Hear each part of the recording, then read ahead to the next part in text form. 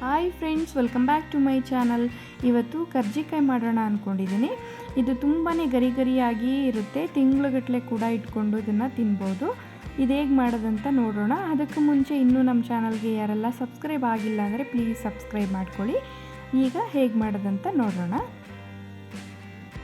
First ಒಂದು ಅರ್ಧ ಹೋಳಷ್ಟು ಒಣ ಕೊಬ್ಬರಿನ ತುರಿದಿಟ್ಕೊಳ್ಬೇಕಾಗುತ್ತೆ. ತುಂಬಾ ಚಿಕ್ಕದಾಗಿ ತುರಿದಿಟ್ಕೊಳ್ಬೇಕಾಗುತ್ತೆ. ಈ ರೀತಿ ತುರಿದಿಟ್ಕೊಂಡಿದ್ದೀನಿ. ನೆಕ್ಸ್ಟು ಒಂದು ಪಾತ್ರೆಗೆ 1 ಬೌಲು ಮೈದಾ ಹಿಟ್ಟನ್ನು ಸೇರಿಸ್ಕೊಳ್ತಾ ಇದ್ದೀನಿ. ಇದಕ್ಕೆ 1 ಚಿಟಿಕೆಯಷ್ಟು ಅರಿಶಿಣ ಕೂಡ ಸೇರಿಸ್ಕೊಳ್ತಾ ಇದ್ದೀನಿ. ಹಾಗೆ ಸ್ವಲ್ಪ 1/4 ಟೇಬಲ್ ಸ್ಪೂನು ಉಪ್ಪನ್ನು ಕೂಡ ಸೇರಿಸ್ಕೊಳ್ತಾ ಇದ್ದೀನಿ. ಹಾಗೆ 2 ಟೇಬಲ್ ಸ್ಪೂನು ಸಕ್ಕರೆ ಕೂಡ ಸೇರಿಸ್ಕೊಳ್ತಾ ಇದ್ದೀನಿ. ನೆಕ್ಸ್ಟು ಚೆನ್ನಾಗಿ ಕಾದಿರೋ ಅಂಥ ಎಣ್ಣೆನ 2 ಟೇಬಲ್ ಸ್ಪೂನು ಹಾಕ್ಕೊಳ್ತಾ ಇದ್ದೀನಿ.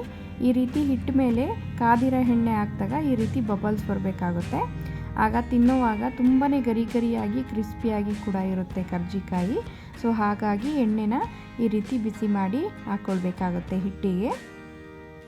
ಎಣ್ಣೆ ಸ್ವಲ್ಪ ಬಿಸಿ ಇರೋದ್ರಿಂದ ಫಸ್ಟು ಸ್ಪೂನಲ್ಲಿ ಮಾಡಿಕೊಳ್ಬೇಕು. ಆನಂತರ ಸ್ವಲ್ಪನೇ ನೀರನ್ನು ಸೇರಿಸ್ಕೊಂಡು ಚಪಾತಿ ಹಿಟ್ಟಿನ ಅದಕ್ಕೆ ಕಲಿಸ್ಕೊಳ್ಬೇಕಾಗುತ್ತೆ.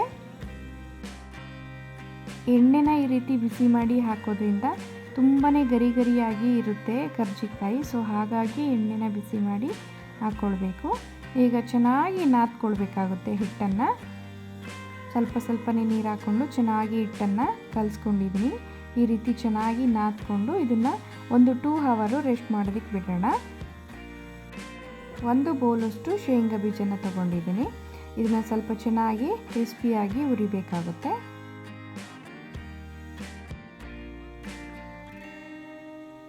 ಓಕೆ, ಈಗ ಆಗಿದೆ. ಇದು ಸ್ವಲ್ಪ ತಣ್ಣಗಾಗೋದಕ್ಕೆ ಬಿಟ್ಬಿಡೋಣ. ಚೆನ್ನಾಗಿ ಸಿಪ್ಪೆ ಬಿಡುತ್ತೆ ಸ್ವಲ್ಪ. ಈಗ ಸ್ವಲ್ಪ ಸಿಪ್ಪೆನ ಕ್ಲೀನ್ ಮಾಡಿ ಇಟ್ಕೊಂಡಿದ್ದೀನಿ. ನೆಕ್ಸ್ಟು ಒಂದು ಮಿಕ್ಸಿ ಜಾರಿಗೆ ಶೇಂಗಾ ಬೀಜನ ಹಾಕ್ಕೊಳ್ತಾ ಇದ್ದೀನಿ. ಸ್ವಲ್ಪ ತರಿಯಾಗಿ ಪೌಡ್ರ್ ಮಾಡ್ಕೊಳ್ಬೇಕಾಗುತ್ತೆ. ತುಂಬ ನುಣ್ಣಗೆ ಮಾಡ್ಕೊಳ್ಬಾರ್ದು, ಇಷ್ಟು ಮಾಡಿಕೊಂಡ್ರೆ ಸಾಕಾಗುತ್ತೆ. ಹಾಗೆ ಒಂದು ಅರ್ಧ ಬೌಲ್ನಷ್ಟು ಹುರಿಗಡಲೆನ ತೊಗೊಂಡಿದ್ದೀನಿ. ಅದೇ ಮಿಕ್ಸಿ ಜಾರಿಗೆ ಹಾಕಿ ಪೌಡ್ರ್ ಮಾಡ್ಕೊಳ್ಬೇಕಾಗುತ್ತೆ. 2 ಏಲಕ್ಕಿ ಕೂಡ ಸೇರಿಸ್ಕೊಳ್ತಾ ಇದ್ದೀನಿ. ಈ ರೀತಿ ಪೌಡ್ರ್ ಮಾಡ್ಕೊಳ್ಬೇಕು. ನೆಕ್ಸ್ಟು ಒಂದು ಪಾತ್ರೆಗೆ ಶೇಂಗಾ ಬೀಜ ಪೌಡ್ರನ್ನ ಹಾಕ್ಕೊಳ್ತಾ ಇದ್ದೀನಿ. ಹಾಗೆ ಕೊಬ್ಬರಿ ತುರಿ ಸಹ ಸೇರಿಸ್ಕೊಳ್ತಾ ಇದ್ದೀನಿ. ಇದನ್ನೇನು ಮಿಕ್ಸಿ ಮಾಡ್ಕೊಂಡಿಲ್ಲ, ಹಾಗೆ ಡೈರೆಕ್ಟಾಗಿ ತುರಿದಿರೋ ಅಂಥದ್ದು. ನೆಕ್ಸ್ಟು ಹುರಿಗಡಲೆ ಪೌಡರನ್ನು ಸಹ ಸೇರಿಸ್ಕೊಳ್ತಾ ಇದ್ದೀನಿ. ಅದರಲ್ಲೇ ಏಲಕ್ಕಿನೂ ಕೂಡ ಹಾಕಿ ಪೌಡ್ರ್ ಮಾಡಿ ಇಟ್ಕೊಂಡಿದ್ದೀವಿ. ನೆಕ್ಸ್ಟು ಒಂದು ಅರ್ಧ ಕಪ್ನಷ್ಟು ಸಕ್ಕರೆನ ಸೇರಿಸ್ಕೊಳ್ತಾ ಇದ್ದೀನಿ. ಸಕ್ಕರೆ ಅಥವಾ ಬೆಲ್ಲ ಯಾವ್ದು ಕೂಡ ಬೇಕಾದರೂ ಸೇರಿಸ್ಕೊಳ್ಬೋದು. ನಾನಿಲ್ಲಿ ಸಕ್ಕರೆನ ಸೇರಿಸ್ಕೊಂಡಿದ್ದೀನಿ. ಸಕ್ಕರೆನ ಹೆಚ್ಚು ಕಮ್ಮಿ ಹಾಕ್ಕೊಳ್ಬೋದಾಗುತ್ತೆ. ಸ್ವೀಟನ್ನು ನೋಡಿಕೊಂಡು ಹಾಕಿ ಚೆನ್ನಾಗಿ ಮಿಕ್ಸ್ ಮಾಡ್ಕೊಳ್ಬೇಕು. ಎಲ್ಲ ಚೆನ್ನಾಗಿ ಬೆರೆತ್ಕೊಳ್ಬೇಕು. ಆ ರೀತಿ ಮಿಕ್ಸ್ ಮಾಡ್ಕೊಳ್ತಾ ಇದ್ದೀನಿ. ನೋಡಿ, ಕರ್ಜಿಕಾಯಿ ಪೌಡರು ರೆಡಿ ಆಯಿತು. ಈಗ ಹಿಟ್ಟು ಕೂಡ ಚೆನ್ನಾಗಿ ನೆಂದಿದೆ. ಹಾಗೆ ಕರ್ಜಿಕಾಯಿ ಪೌಡರು ಹಿಟ್ಟು 2 ಕೂಡ ರೆಡಿಯಾಗಿದೆ. ಹಿಟ್ಟು 2 ಅವರ್ ಚೆನ್ನಾಗಿ ನೆಂದಿದೆ. ಇನ್ನೂ ಜಾಸ್ತಿ ನೆನೆಸಿದ್ರೂ ತುಂಬಾ ಚೆನ್ನಾಗಿ ಸಾಫ್ಟಾಗಿ ಇರುತ್ತೆ ಹಿಟ್ಟು. ನೋಡ್ತಾ ಇರ್ಬೋದು ಎಷ್ಟು ಸಾಫ್ಟಾಗಿ ಆಗಿದೆ ಹಿಟ್ಟು ಅಂತ. ಮತ್ತೊಂದು ಸಲ ಹಿಟ್ಟನ್ನು ಚೆನ್ನಾಗಿ ನಾದ್ಕೊಳ್ಬೇಕು. ನಾದ್ಕೊಂಡ ನಂತರ ಚಿಕ್ಕ ಉಂಡೆನ ತಗೊಂಡು ಇಷ್ಟು ಸೈಜಿಗಿದ್ರೆ ಸಾಕಾಗುತ್ತೆ. ಇದನ್ನು 2 ಕೈಯಲ್ಲಿ ಈ ರೀತಿ ಉಂಡೆನ ಮಾಡ್ಕೊಳ್ಬೇಕಾಗುತ್ತೆ. ಈ ರೀತಿ ಮಾಡಿಕೊಂಡು ಒಂದು ಪ್ಲೇಟಿಗೆ ಎತ್ತಿಟ್ಕೊಳ್ಬೇಕು. ಸ್ವಲ್ಪ ಉಂಡೆಗಳನ್ನು ಮಾಡ್ಕೊಳ್ಬೇಕಾಗುತ್ತೆ. ಈ ರೀತಿ ನಾನಿಲ್ಲಿ ಇಷ್ಟು ಉಂಡೆಗಳನ್ನು ಮಾಡಿ ಸ್ವಲ್ಪ ಹಿಟ್ಟನ್ನು ಹಾಕ್ಕೊಂಡು ಒಂದು ಉಂಡೆನ ಈ ರೀತಿ ಲಟ್ಟಿಸ್ಕೊಳ್ಬೇಕಾಗುತ್ತೆ. ರೌಂಡ್ ಶೇಪಲ್ಲೇ ಲಟ್ಟಿಸ್ಕೊಳ್ಬೇಕಾಗುತ್ತೆ. ಇಷ್ಟು ಲಟ್ಟಿಸ್ಕೊಂಡ್ರೆ ಸಾಕಾಗುತ್ತೆ. ಸ್ವಲ್ಪ ತೆಳುವಾಗಿ ಲಟ್ಟಿಸ್ಕೊಳ್ಬೇಕು. ಈಗ ಎಲ್ಲನೂ ಕೂಡ ಲಟ್ಟಿಸ್ಕೊಂಡಿದ್ದೀನಿ. ಒಂದು ಪ್ಲೇಟಲ್ಲಿ ಹಾಕ್ಕೊಂಡಿದ್ದೀನಿ.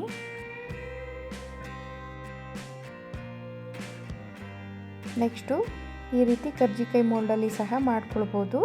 ಒಂದನ್ನು ಹಾಕ್ಕೊಂಡು ಈ ರೀತಿ ನೀರನ್ನು ಹಚ್ಕೊಳ್ಬೇಕಾಗುತ್ತೆ. ಎಡ್ಜಸ್ಗೆ ಚೆನ್ನಾಗಿ ಅಂಟುತ್ತೆ. ನೆಕ್ಸ್ಟು ಕರ್ಜಿಕಾಯಿ ಮಿಶ್ರಣವನ್ನು ಹಾಕ್ಕೊಳ್ತಾ ಇದ್ದೀನಿ. ಈಗ ಪ್ರೆಸ್ ಮಾಡ್ಕೊಳ್ಬೇಕು. ಎಕ್ಸ್ಟ್ರಾ ಏನಿದೆಯೋ ಅದನ್ನು ತೆಕ್ಕೊಳ್ಬೇಕಾಗುತ್ತೆ.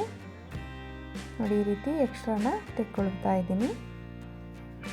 ನೋಡಿ ಎಷ್ಟು ಚೆನ್ನಾಗಿ ಕರ್ಜಿಕಾಯಿ ಮೋಲ್ಡಲ್ಲಿ ಸಹ ಚೆನ್ನಾಗಿ ಬರ್ತಾ ಇದೆ.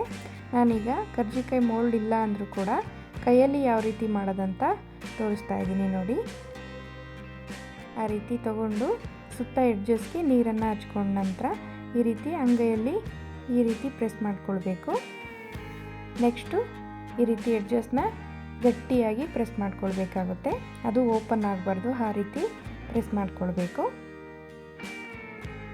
ಈ ರೀತಿ ತೆಗೆದಿಟ್ಕೊಳ್ತಾ ಇದ್ದೀನಿ.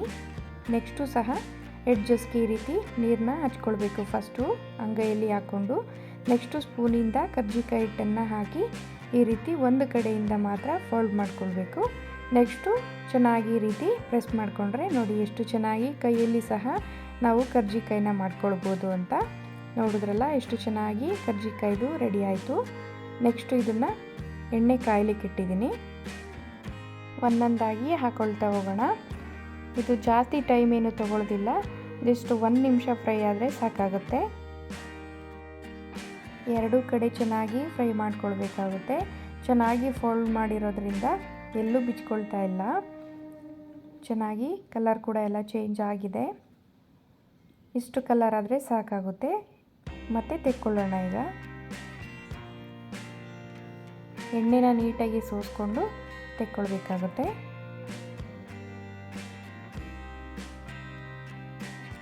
ನೋಡಿದ್ರಲ್ಲ ಎಷ್ಟು ಚೆನ್ನಾಗಿ ಕರ್ಜಿಕಾಯಿ ರೆಡಿ ಆಯಿತು ಅಂತ. ತುಂಬ ಈಸಿಯಾಗಿ ಮಾಡ್ಕೊಳ್ಬೋದು. ಮತ್ತೊಂದು ಬ್ಯಾಚು ಸಹ ಹಾಕ್ಕೊಳ್ತಾ ಇದ್ದೀನಿ. ಅದೇ ರೀತಿ ಮತ್ತೆ ಉಲ್ಟಾ ಮಾಡಿ ಸಹ ಬೇಯಿಸ್ಕೊಳ್ಬೇಕಾಗುತ್ತೆ.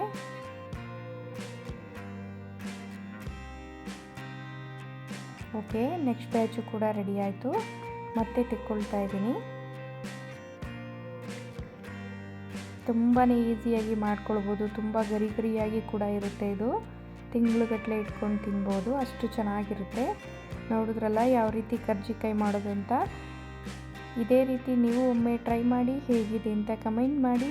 ಖಂಡಿತ ನಿಮಗೆ ಈ ವಿಡಿಯೋ ಯೂಸ್ಫುಲ್ ಅನಿಸಿದ್ರೆ ಪ್ಲೀಸ್ ಒಂದು ಲೈಕ್ ಕೊಡಿ. Thank you.